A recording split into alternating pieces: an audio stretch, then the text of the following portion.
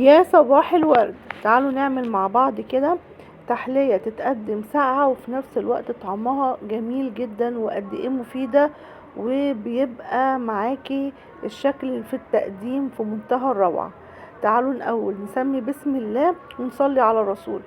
هنبتدي كده معانا هنحضر هنا 12 بضاية. اللي يحب طبعا يعمل نص الكمية هيعمل كل حاجة النص.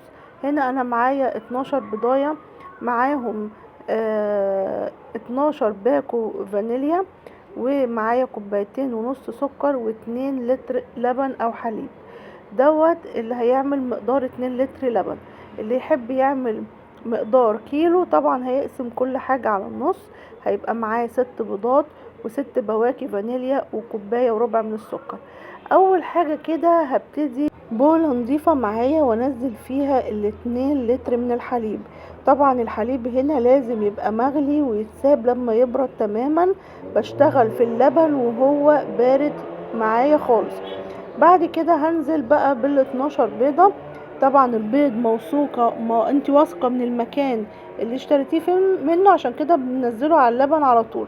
لو قلقانة ممكن تنزلي بيضة في طبق بره اللبن وتضمني ان هي البيض سليم، وبعدين تنزليه في اللبن.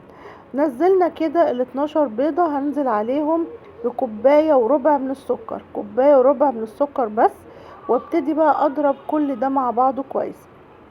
انا هنا بمزج بس البيض شوية كده مع بعضه، بقلب البيض شوية في اللبن، وبعد كده هضرب الخليط ده في الخلاط او في محضر الطعام، اي حاجة موجودة عندك.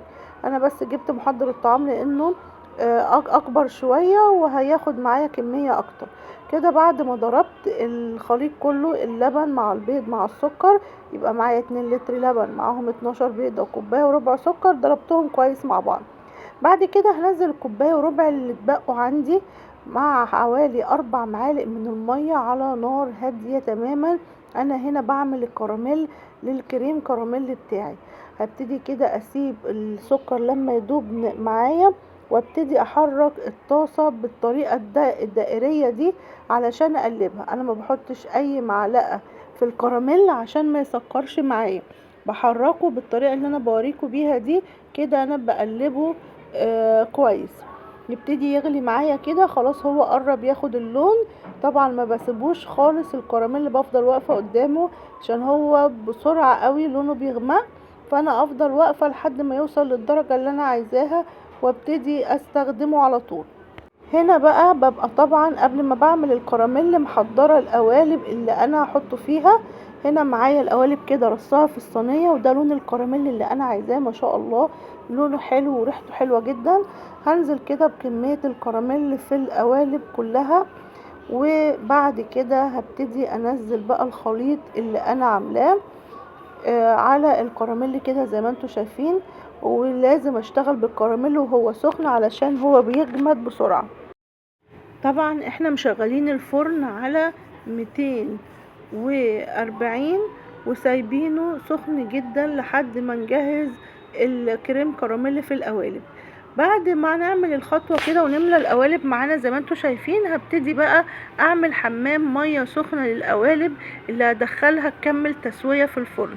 هنزل كده بالمية السخنة يا دوبك تغطي نص القالب مش اكتر من كده، وادخلها في الفرن لمدة من تلت ساعة ل25 دقيقة، واختبرها بالخلة كده زي ما انتوا شايفة. لقيت الخلة معايا طالعة نظيفة، يبقى كده انا معايا كريم كراميل استوى ما شاء الله.